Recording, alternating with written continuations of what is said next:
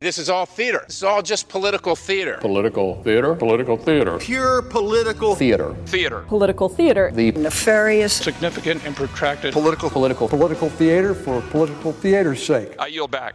From Washington, this is Political Theater, Roll Call's review of the spectacle of politics on Capitol Hill and across the country. I'm Jason Dick.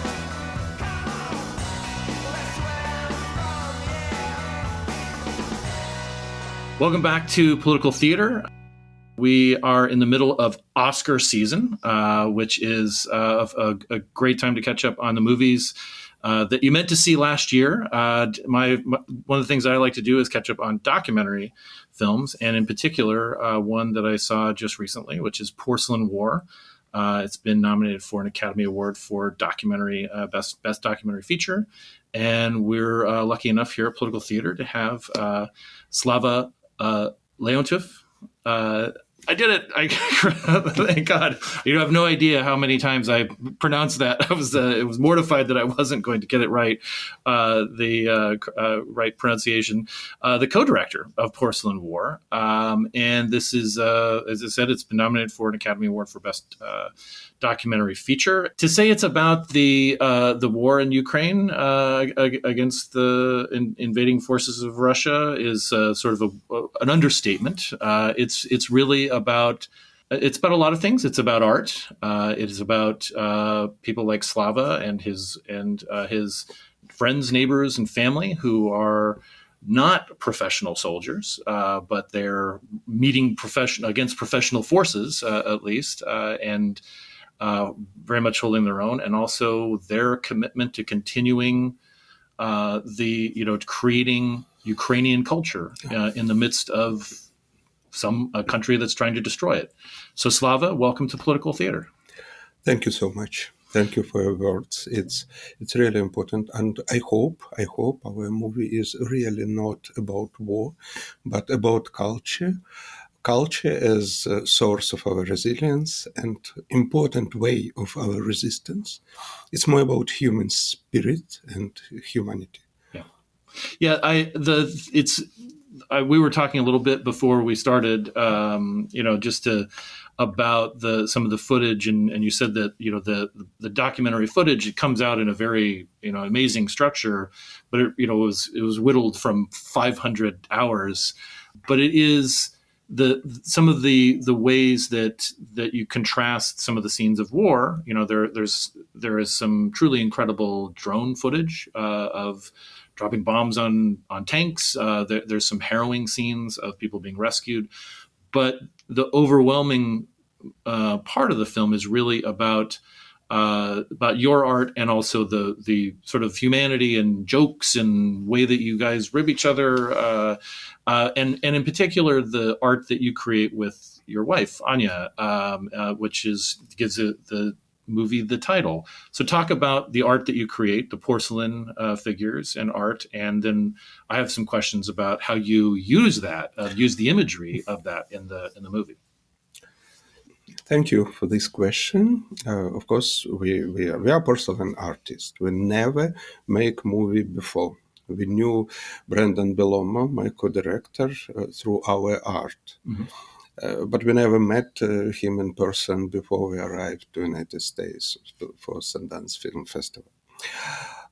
We worked distantly, but our art, our painted porcelain, it was the source of our artistic language in movie also, because Anya's painting, her artistic language is very metaphoric, and these metaphors came from our nature. All this snail without shell, like metaphor of refugees, or dandelions as metaphor of fragility, especially in the wartime. Mm-hmm. It's came from nature. It's through our art, through Anya's painting, it returned through animation, returned to our movie, and we get opportunity to film something really assemblable, to use this language for all this footage. There's a breakdown in like you're the one who crafts the shape, so of a snail or an owl or a dragon, and then and you've got these great scenes of you going into the kiln. I don't know how you got a camera in the kiln, and then so you craft it. You're the sculptor, so to speak, and Anya then paints them as again in her own kind of language and vernacular with colors and images from your life and what you're going through right now. Sometime I am painting something, but majority of these pictures, even solution about form of these figurines, came from Anya's drawing. I made and she painted for our movie, especially these three figurines, to explain something about our peaceful past in Crimea before the war, about our present in the middle of war, and something about our dreams for the future. But Anya never paint violence or devastation. Her language is like children language, something more metaphoric and more about beauty. We were really lucky to have amazing Blue studio in Poland in collaboration, and they get all photos of all our figurines, 20 years of work, and they deeply investigate Anya's style and her stories.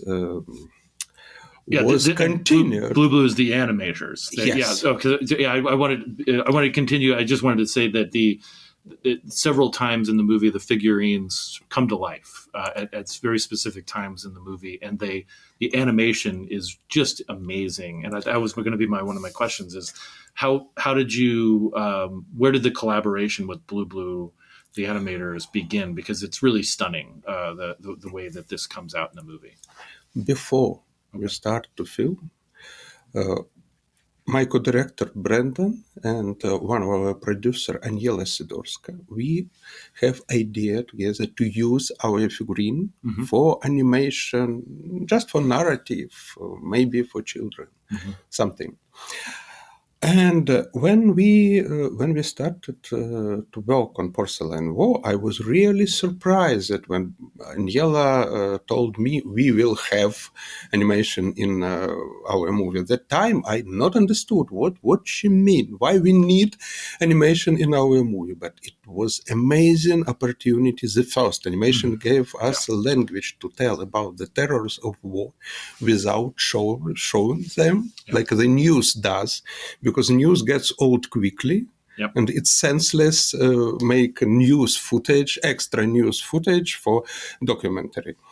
And beauty never gets old. And because we add more art and more culture in our movie, because our culture is kind of our resistance. It was important for us. But also we have no time machine to explain something about our past. And it's a little bit boring when people just show a photo about their past. But this language, like Anya called it, children's language, it can work about past, and it can work about future, about any idea you can animate, you can draw and animate anything.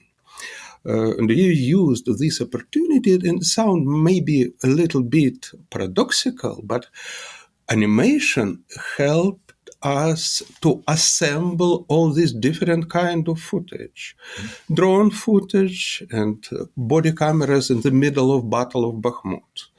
And just when I filmed macro, something beautiful and assemblable, because it's the same as the dandelions. It's all this innocent creation of nature in the middle of this devastation. It's also impressive.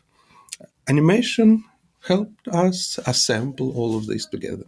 Yes, and there's also you mentioned that the news can get old, and and people, particularly when they see images from a war zone, I mean their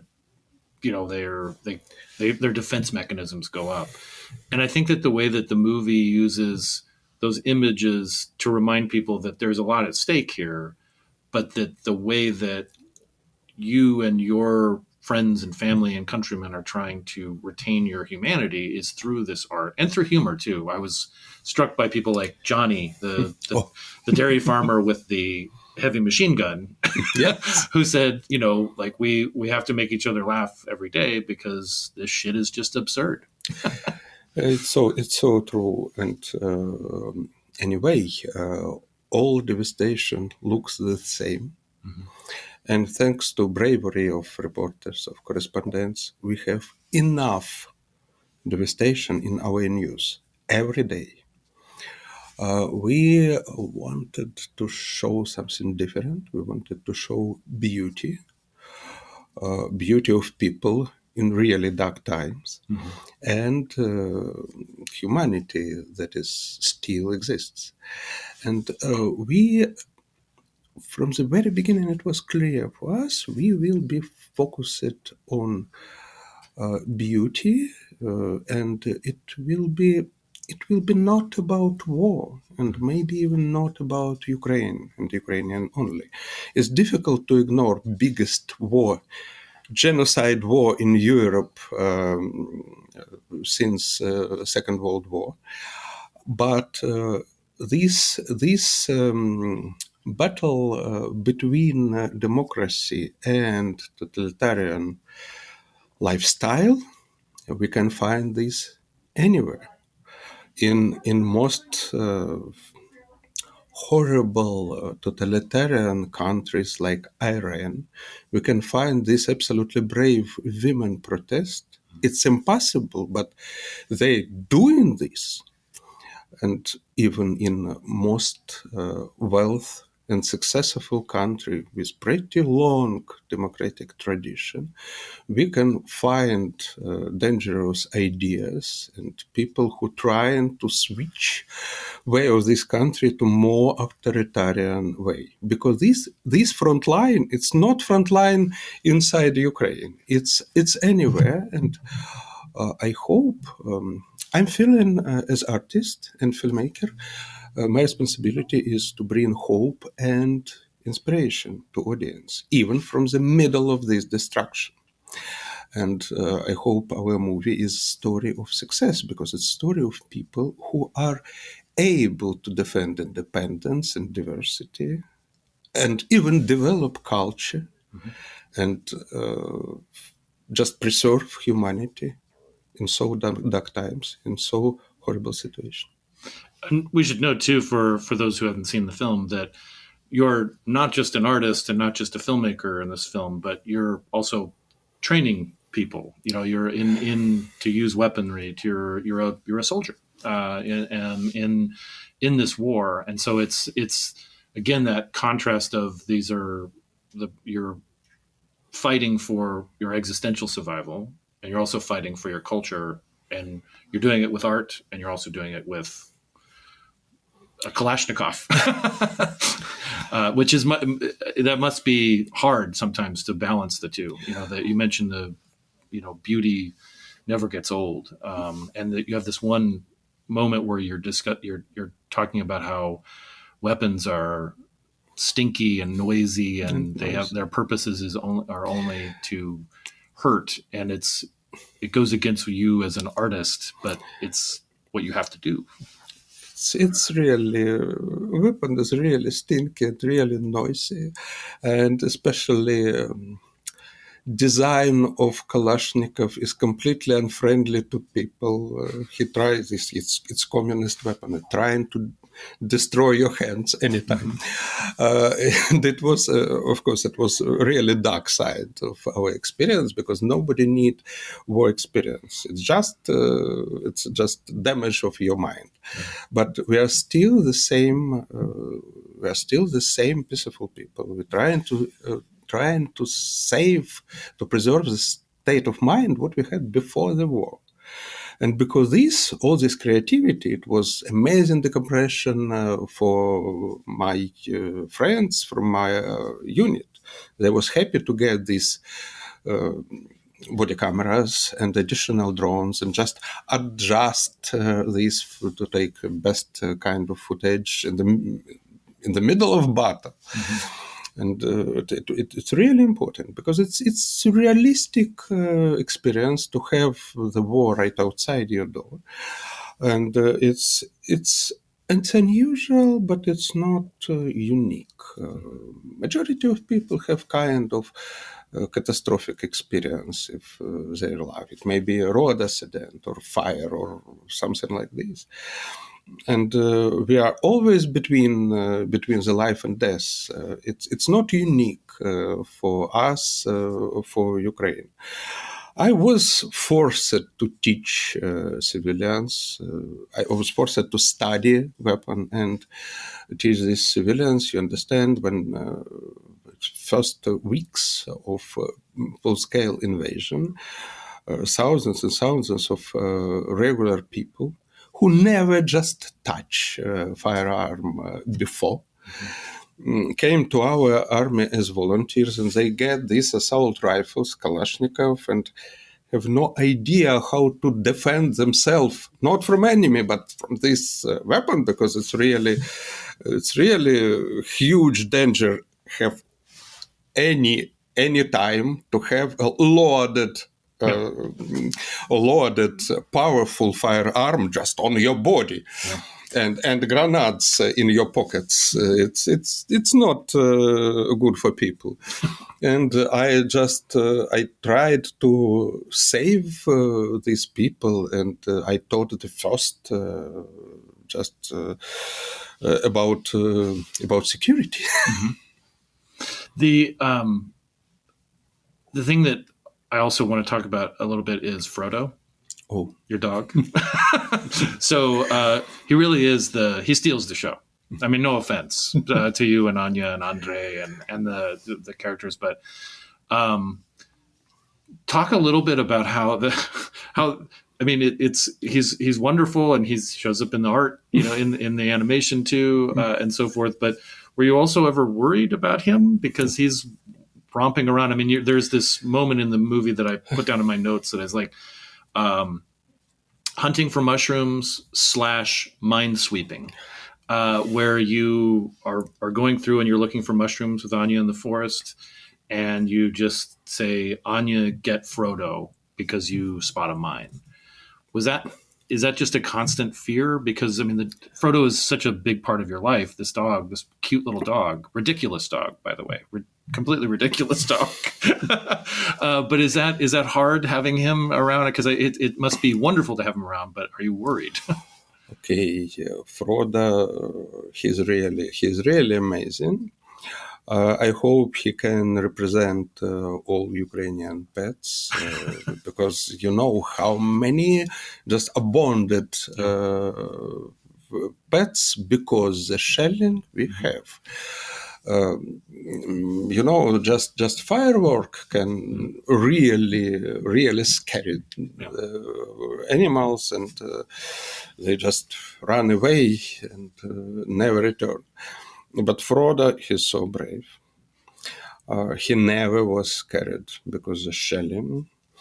He barking back and fighting and trying to here in DC. He trying to chase away all airplanes and helicopters because he decide any airplane or helicopters may be battle. Helicopters and may attack us because he trying to chase them away and have a lot of fun here because much more helicopters he can see here. Oh yeah, yes, and they are not so dangerous. But also he's really patient in journey, and he he loved people. Yeah. He kind to audience. He helped us a lot. He bring us back to normal state of mind every night. I About noticed in the credits. I always watch the credits, and Frodo thanks his veterinarians. Shows up in the credits, which is great. he get help, serious help in Ukraine, and he got serious help here because he had skin cancer here, and American vets saved him. Oh, okay. Yes, we're really grateful, and Frodo grateful especially. About these landmines, it's our reality now. We not only lost our national parks because they are burned because the shelling. We also Ukraine now is most mined by landmine territory in the whole world. And sometimes you can find mushrooms, sometimes something not so beautiful. It's really dangerous for people. I never was in really completely dangerous spots, but sometimes we need to check something. For example, when we filmed this Pegasus for animation, we check and clear this part of forest, and not me, but Anya find dangerous landmine there. Last question I have for you is about the music. The music is subtle at points, and the sound design too. Where I remember at one point there's a scene of dandelions falling on figurines, and you can hear the sort of faint shelling, and then it transitions to a scene of actual shelling. But there are the music starts to build more heavily into the movie as it gets further into the film, and then it ends with this performance by the group. And I apologize. I'm going to let you say the name of the group. Dacha Bracha. It's really stunning music. Talk a little bit about them. Talk a little about the music and the group and how they came to be a part of the film. It's most spectacular, probably from the American side, from the point of view of Brendan Beloma and our producers, because when Brendan asked me about music, what you what you are listening just now, and what is your favorite, we sent him Dacha Bracha the first, because Andrei, our cinematographer, also very first time cinematographer. You wouldn't know it. It's really stunningly shot. Sorry. Yes, and his first role is in our movie, first in his life. In a released movie. So he used this music for inspiration when he painted during many years. And we also used this music when we worked. And Brandon was really impressed by this music and find a little bit more from this band, and he find opportunity in this music. He find sound for any kind of scene in our movie, and he tried to connect to this. Our team tried to connect to this band, because this band is in permanent journey in Europe and in the whole world, but they not get answer in time, and because of this, they find next concert in United States and make a huge site. Call us, please, and phone number, and show during concert. Yes, they shake this sign and get the call. And the manager of this band, she was in tears. She cried because she was in Kiev and whole night missile attack. And when Brandon explained about our movie, about us, about the idea, our team get all library of all their music, even unreleased music, Wow.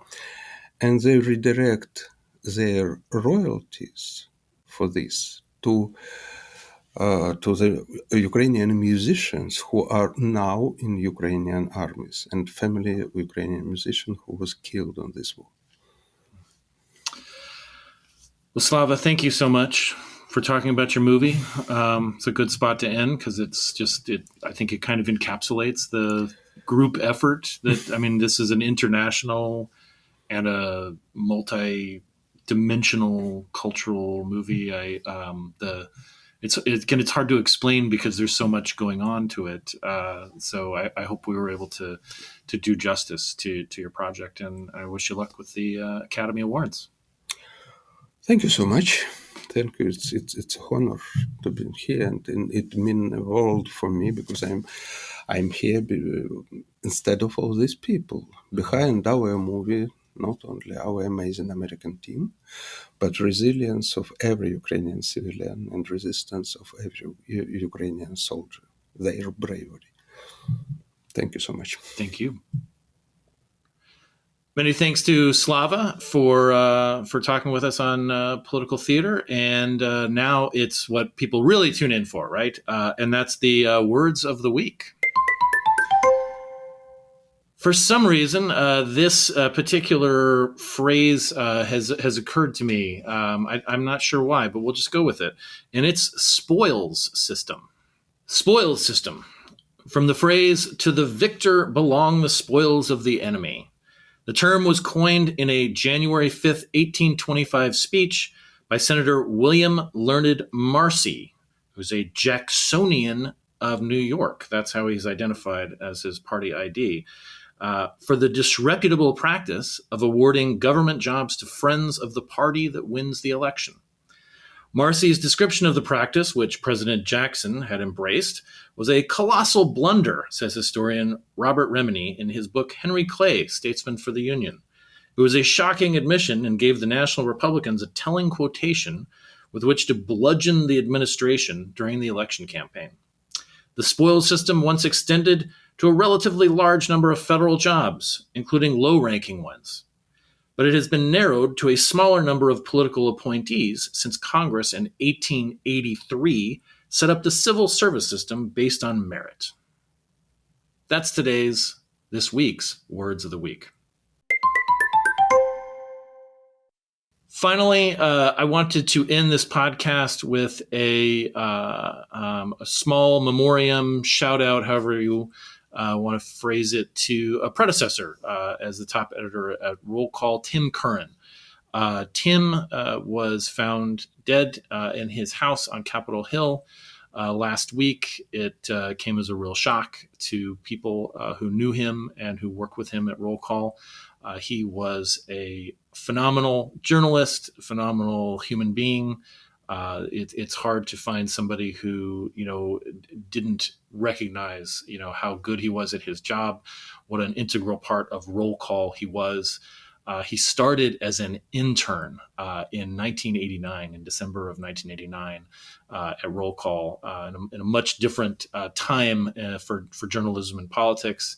And he, became a staff writer or an editor, and eventually the editor of Roll Call before leaving for the Washington Post.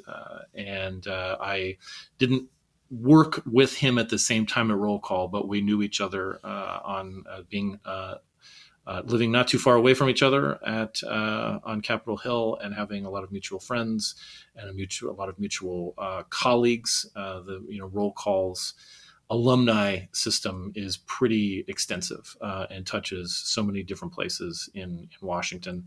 Thank you, Tim, for sharing your life and your work and your effort to making Roll Call what it was and what it is.